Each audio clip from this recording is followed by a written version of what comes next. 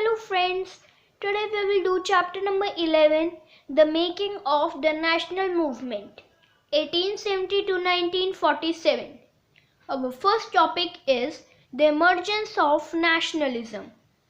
British were exercising control over the resources of India and the lives of its people, and until this control was ended, India could not be for Indians. This consciousness began to be clearly stated by the political associations formed after 1850, especially those that came into being in the 1870s and 1880s. The more important ones were the Pune Sarvajanik Sabha, the Indian Association, the Madras Mahajan Sabha, the Bombay Presidency Association, and of course the Indian National Congress. They worked with the idea that people should sovereign. They believed that the Indian people should be empowered to take decisions regarding their affairs. Next topic, causes of dissatisfactions of Indians when the British rule was there. Arms Act. It was passed in 1878 which disallowed Indians from possessing arms. Vernacular Press Act. It was also passed in 1878. It was made in an effort to silence those who were critical of the government. The act allowed the government to confiscate the assets of newspapers, including their printing press, if the newspapers published anything that was found objectionable. Ilbert Bill. It was introduced in 1883. The bill provided the trial of British or European persons by Indians and sought equality between British and Indian judges in the country. But when white opposition forced the government to withdraw the bill, Indians were enraged.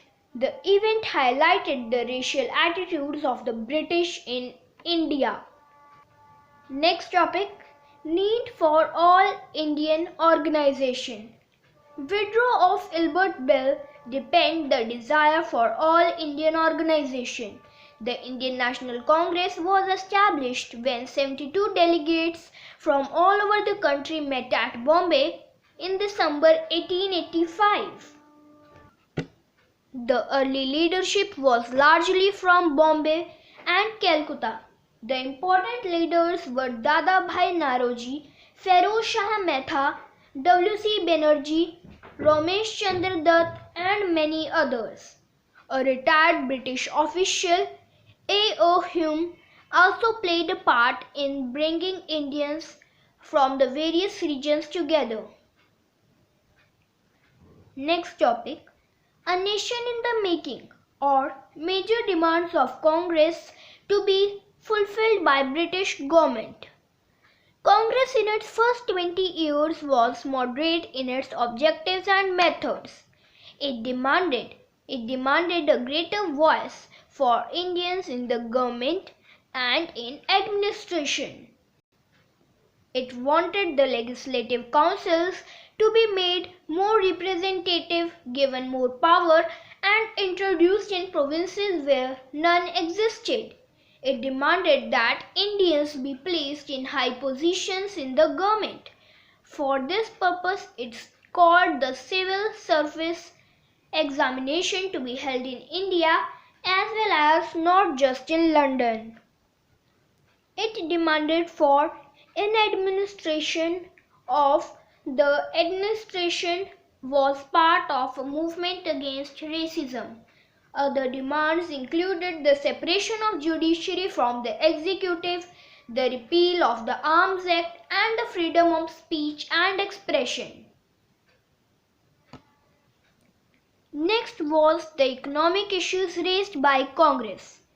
The Congress demanded reduction of revenue, cut in military expenditure, and more funds for irrigation. It passed many resolutions on the salt tax, treatment of Indian laborers abroad, and the suffering of forest dwellers. Next topic is the methods adopted by them or INC. They wanted to develop public awareness about the unjust nature of British rule.